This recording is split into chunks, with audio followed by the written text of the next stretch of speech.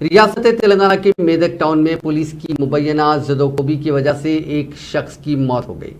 بتایا گیا کہ میدک سے تعلق رکھنے والے محمد عبدالقدیر خان، جنہیں 29 جنوری کو میدک پولیس نے 27 جنوری کو ہوئی رہزنی کی واردات میں ملوث ہونے کے شک کی بنیاد پر گرفتار کرتے ہوئے میدک لا کر 3 دن تک پولیس کی حراست میں رکھتے ہوئے مبینہ طور پر زدوکوب کیا تھا۔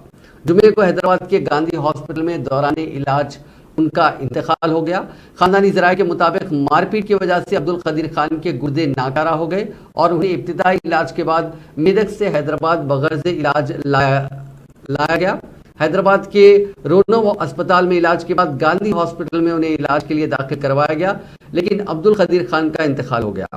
تاہم پولیس نے الزامات کی تردید کی ہے۔ اس واقعے پر میدک کے مسلمانوں میں کافی غم و غصے کی لہر دوڑ گئی ہے۔ جمعے اور صورتحال کے پیش نظر احتیاطی طور پر پولیس نے چوکسی اختیار کی تھی۔ برہم مسلمانوں اور سیاسی قائدین کی جانب سے ضلع ایس پی سمیت مظلوم عبدالقدیر کے واقعے میں ملوث سب انسپکٹر راج شیکھر، کانسٹیبل پرشانت اور پون کو فوری برطرف کرنے کا مطالبہ کیا گیا۔